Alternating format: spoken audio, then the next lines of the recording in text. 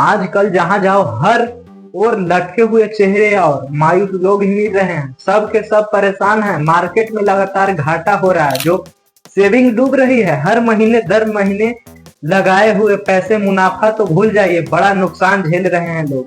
सच तो यह है कि भारत का शेयर मार्केट लगातार 5 से 6 महीने से गिर रहा है। 1996 से इतना बड़ा लंबा गिरने का क्रम पहली बार हुआ है। पिछले 30 साल में इस रिकॉर्ड तोड़ गिरावट में यह सच है कि मध्यम वर्ग का हुआ है।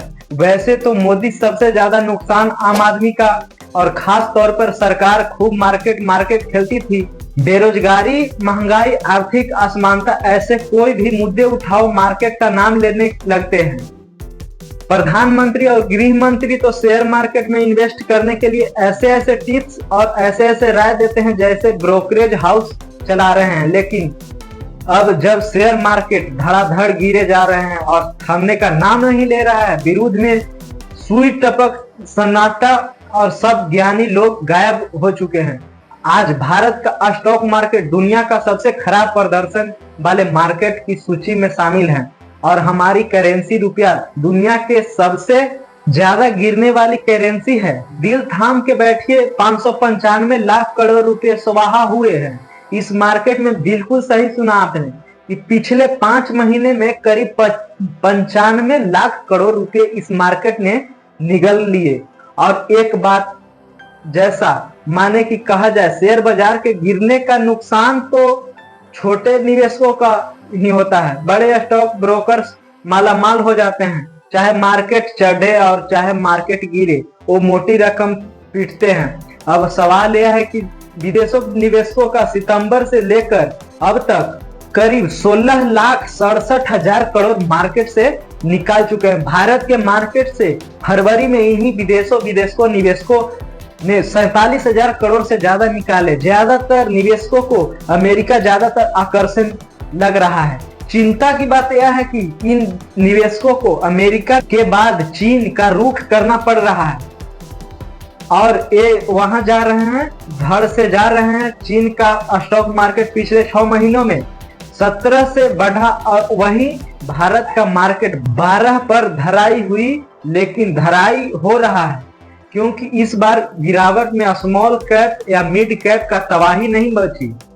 बड़े बड़े शेयर गिर रहे हैं। एसबीआई जैसा शेयर एक साल में अपने सबसे निचले स्तर पर 52 वीक लो जिसको कहा जाता था, तो सवाल तो पूछा जाएगा कि मार्केट क्यों गिर रहा है। इसका बड़ा कारण है डोनाल्ड ट्रंप का खुलेआम भारत का धमकाना कि रैंप रेसिप्रोसिस टैरिफ लगाऊंगा। इसके बेसिक्स ट्रेड और निवेशकों को एक डर का माहौल बन गया।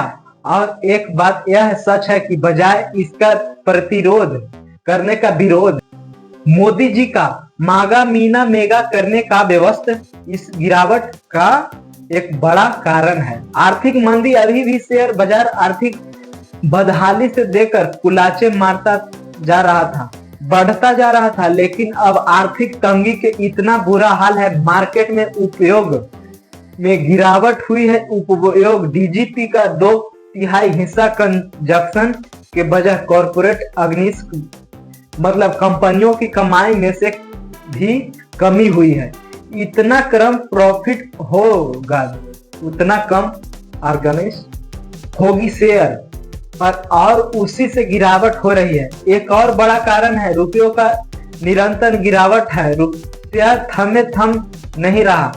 डॉलर के मुकाबले रुपया दुनिया में सबसे ज्यादा गिरने वाली करेंसी है। एलिस्ट एशिया में अडानी जी का भी हाथ है शेयर बाजार की इस दशहत में, क्योंकि निवेशकों को यह संदेह है कि जब आम आदमी महाघोटाला के सामने आया तो मोदी सरकार ने आंखें मूंद ली। सरकार ने छोटे निवेशकों को बचाने की कुछ नहीं सोची, अडानी का बचाव किया है, और इन्हीं सब चीजों पर चलते धड़ जो बड़ा एसआईपी बंद हो रही है। भारत में सिर्फ 2 महीने में दिसंबर और जनवरी में 1 करोड़ से ज्यादा लोगों ने एसआईपी बंद किए हैं, क्योंकि लोगों के पास पैसों की कमी है और उन्होंने अब मार्केट पर न तो भरोसा रहा और न ही उन्हें उम्मीद रही। मार्केट में बहुत ज्यादा सुधरेगा क्या? सरकार परेशानी बिल्कुल नहीं उनको फर्क नहीं पड़ रहा। बस बात यही एक दबा रही है कि जो इन लोगों को विकसित भारत का झुनझुना बजाएगा, लेकिन 22 साल में हर साल 8 पर ग्रोथ कैसे आएगी, इस पर कोई चर्चा नहीं, बहस नहीं होगी। बड़ी बड़ी बातें करना, खोलते यादें खोलने, दावे भरना, जुल्मे बोलने की कोई बुरी आदत है। मोदी जी तो स्टॉक खरीदने को खूब बात करते थे, आज मैंने मौन क्यों साध लिया। 6 महीने से लगातार गिर रहे इन्वेस्टर्स को बचाने के लिए क्या सरकार के पास कोई योजना है या नहीं? सवाल आज इस बात का ही है।